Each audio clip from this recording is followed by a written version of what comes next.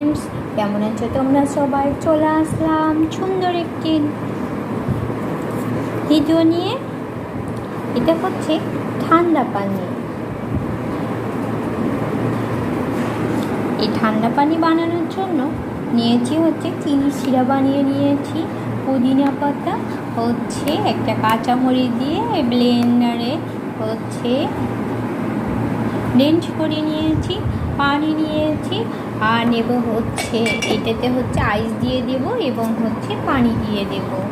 আর হচ্ছে নিয়েছি হচ্ছে এটা হচ্ছে আদা পাউডার, আর এটা হচ্ছে মানে এটাতে আমি ঢেলে নিয়েছি আর কি, মানে হচ্ছে এটাতে হচ্ছে কি যেন একটা মশলা বানিয়েছি, মৌরি পাউডার, আর মৌরি পাউডার, টালা জিরা মৌরি পাউডার, আর হচ্ছে মানে মানে ভাজা ছাড়া হচ্ছে জিরা পাউডার, এটাতে নিয়েছি একসঙ্গে করে। আর এটাতে হচ্ছে টালা জিরা পাউডার আর দারচিনির সঙ্গে দিয়েছি।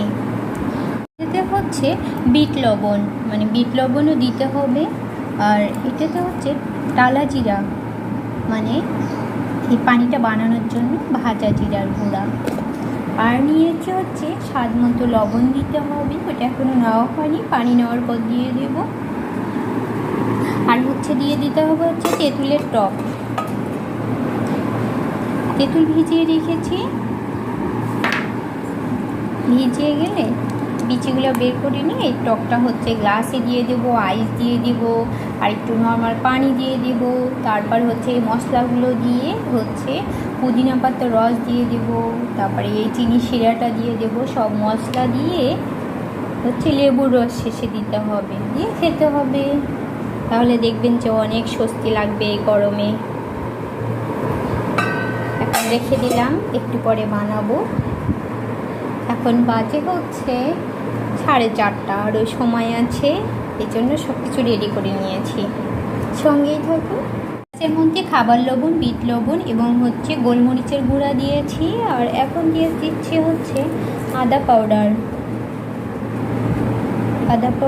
আর হচ্ছে টালা জিরা পাউডার। আর এটাতে ছিল টালা জিরা পাউডার এবং মৌরি, আর হচ্ছে মানে ভাজা ছাড়া জিরা পাউডার, ওইটাও দিয়েছি।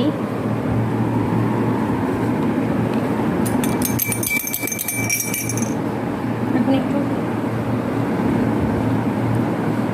দিয়ে দেবো হচ্ছে পুদিনার শরবত, আর এই হচ্ছে লেবু চিপিয়ে নিচ্ছি,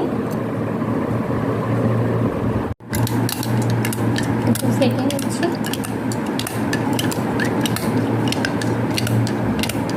হয়ে গিয়েছে আমার ঠান্ডা ঠান্ডা শরবত।